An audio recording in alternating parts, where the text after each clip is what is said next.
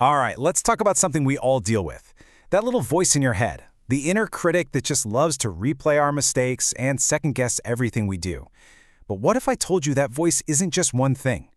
Today, we're going to perform a little surgery on that inner critic to figure out where it's really coming from and what it actually wants. You know that feeling, right? The moment you mess up and bam, there it is. You should have known better. It sounds like you, but it feels so heavy, so paralyzing. So the big question for this explainer is a simple one. Who is actually talking in that moment? Well, it turns out that critical voice isn't this single monolithic thing. It actually comes from one of two totally different sources. And believe me, they have completely opposite goals for your life. And that brings us right to the heart of it all, the huge difference between what we'll call conviction and condemnation. Think of this like a delicate spiritual surgery. We've got to carefully separate two things that feel almost the same on the surface, but could not be more different in where they come from and where they lead you. Okay, so let's break this down. On one side, in that vibrant gold, you've got conviction. Its origin is divine, and its goal, to restore you, to bring you back. It does this by being really specific and hopeful. It points to a particular action, but gives you a clear path forward. Now, on the other side, in that pitch black, is condemnation. Its source is called the Accuser, and its only goal is to drive you away. And its method is the exact opposite. It's vague, it's shaming, and the only thing it does is make you want to go hide. Now that seems pretty simple, doesn't it? Just listen to the hopeful voice.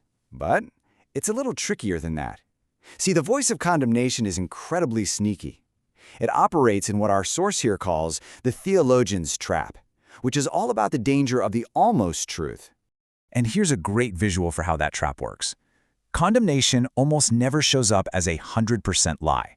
No, that would be too obvious. Instead, it takes a tiny piece of poison, that 10%, and wraps it in a whole lot of truth.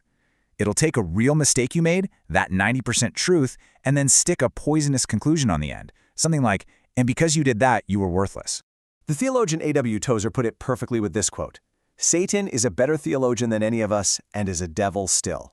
The point is this accuser, this source of condemnation, knows the truth. It knows the facts.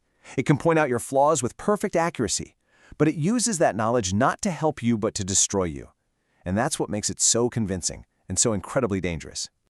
So if we can't always trust the words themselves because they're mixed with truth, how in the world are we supposed to tell the difference? Well, there's a really practical tool we can use. And it's not about analyzing the words. It's about analyzing your own feelings. Think of it as your own emotional litmus test. And it really just boils down to two simple steps. The next time you feel that self-criticism creeping in, just pause. Step 1, identify the voice. What are the actual words being said? Are they specific, like, hey, you hurt that person's feelings, you should go apologize? Or is it a huge, vague judgment, like, you're just a terrible person? Then, step 2, analyze the feeling. Forget the words for a second. How does that message actually make you feel deep down? And here's your first big clue.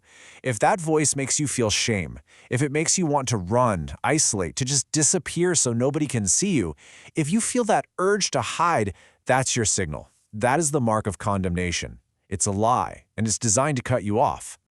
But what if it's the opposite?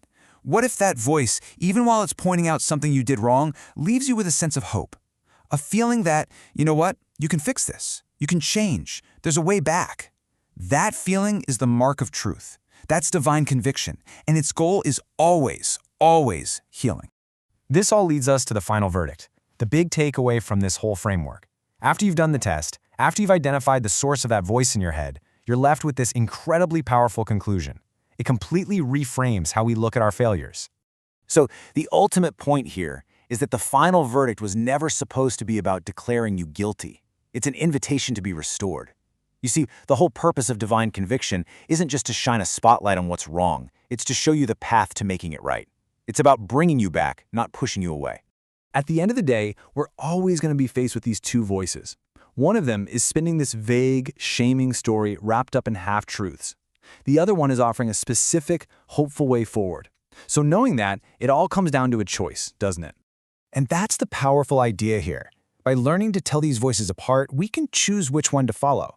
We can choose the path that leads away from shame and toward restoration. The final word over your life isn't failure. It's the possibility of a brand new ending to the story.